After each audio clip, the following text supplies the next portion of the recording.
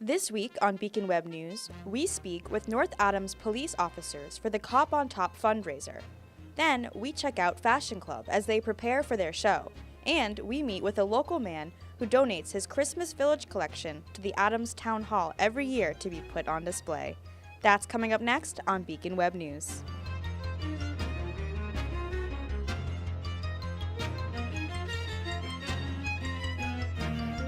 Hello and welcome to the December 6th episode of Beacon Web News. I'm Samantha Niskern. First, let's go to Maggie Allen, who is live at Windsor Lake to see what's in store for us weather-wise. Maggie? I'm here at Fish Pond, and as the new Beyonce and Eminem song says, I can walk on water only when it freezes. That won't be a problem this week when the temperatures start to drop. I'll be back with your weather forecast shortly. We'll check back in with you soon, Mags. On Saturday, December 2nd, North Adams police officers collected donations in the first ever Cop on Top fundraiser. Police officers and first responders from all over the northern Berkshire County collected donations from 10 a.m. until 2 p.m., with the proceeds going towards the Special Olympics. BWN's Victoria Weichel was on the scene and has more. Vic? Victoria Weichel with Beacon Web News, and today I'm in North Adams Walmart for the Cops on Top event, raising money for the Special Olympics. This past weekend, North Adams Police Department became part of Cop on Top for the first time. From all over the Berkshire County stood outside North Adams Walmart collecting donations for the Special Olympics. A Chinese raffle featuring items from local businesses across northern Berkshire County was available, as well as treats for sale. Baked goods were for sale by a local bakery, Give Me Some Sugar. For the 4 hours they were standing outside Walmart, $7,000 was raised.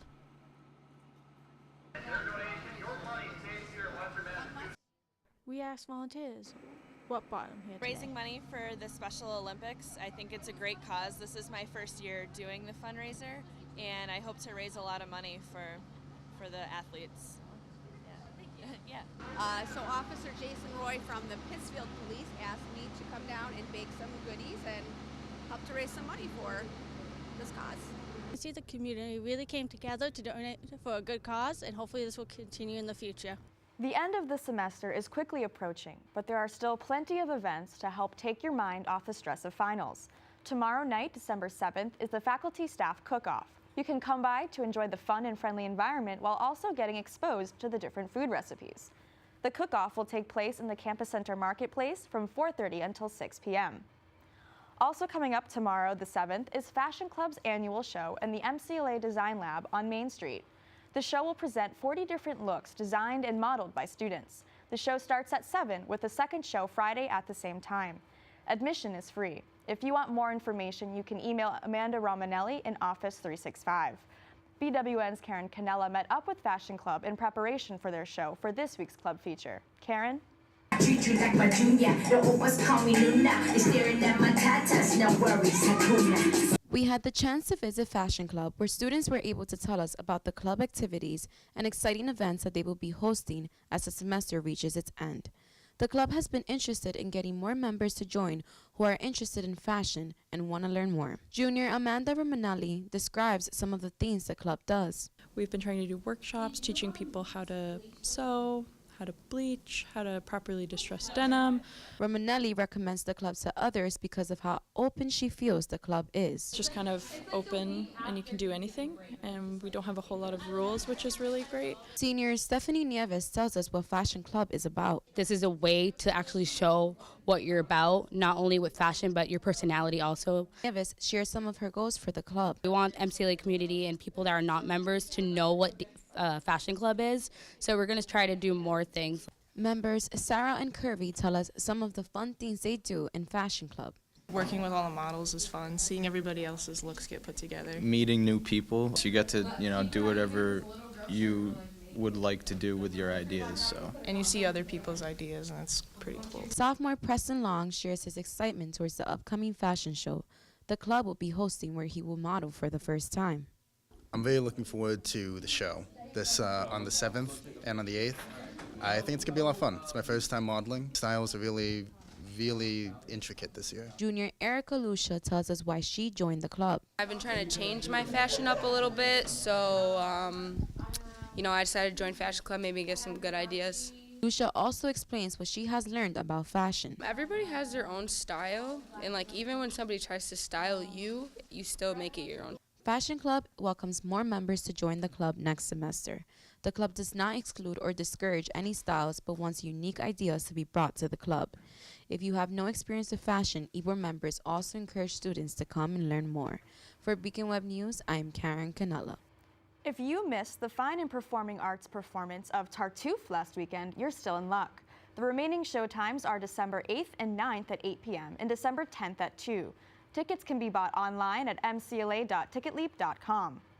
Common Folk will be hosting a pop-up shop to benefit Puerto Rico after the recent hurricanes.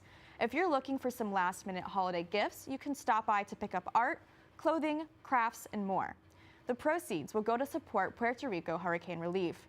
The shop will begin on Friday, December 8th at 4 p.m. and then again on December 9th and 10th at 10 a.m.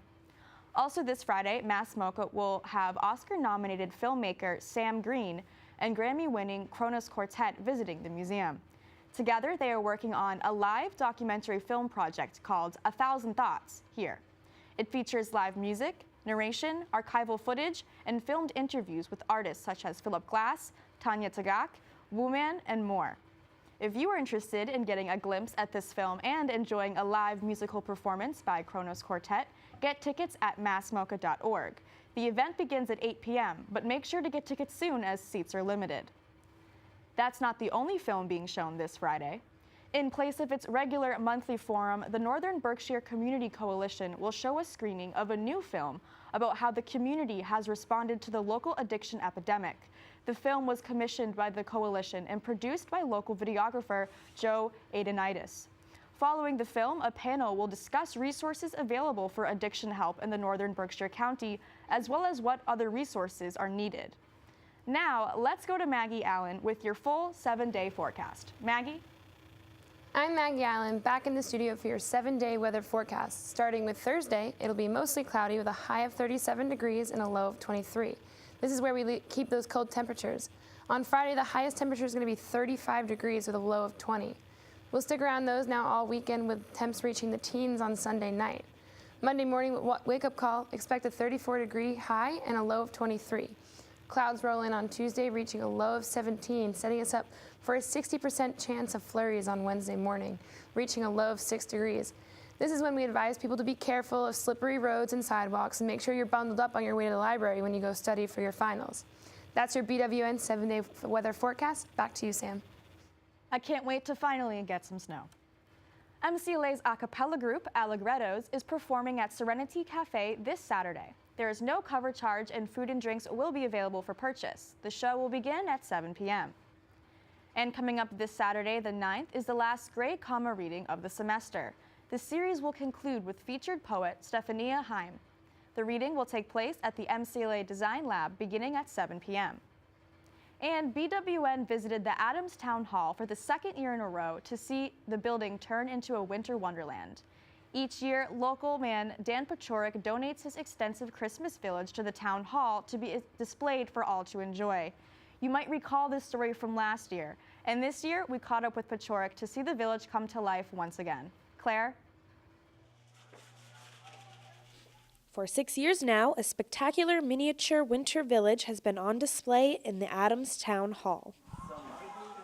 The collection, donated to the city by Dan Pachorik in 2011, contains over $15,000 worth of Lemax holiday collectibles. I own a bar and I wanted to fill the back, the back side of the bar. I started buying 5-6 pieces at a time, then it was 10 pieces a year, and finally this is what we got. Despite the already massive collection, more pieces are being added.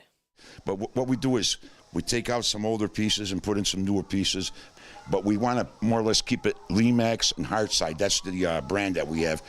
And if they give them to us, we do put them up.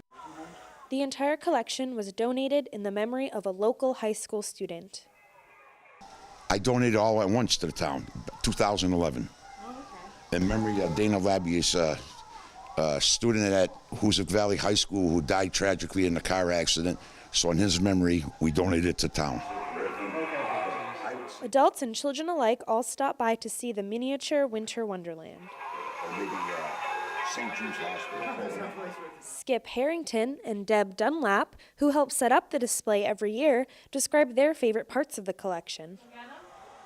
I love the whole thing. I like all the lighthouses. Someday I may want to live someplace where I can actually see a lighthouse from my home. I love to look into the windows. I love to see the lights in all the windows and see all the little scenes inside the little houses. I love the ballroom. There's some dancers in the ballroom over in the corner over here, and I think that one's my favorite one. This holiday season, make sure to stop by Adams Town Hall to witness this miniature masterpiece in person. From Beacon Web News, I'm Claire Harrison. That is it for this week's episode. Thank you so much for watching this semester. Beacon Web News will be taking a hiatus for the winter break, but we'll be back in January. Good luck on finals. As always, thank you for watching, and we'll see you next year.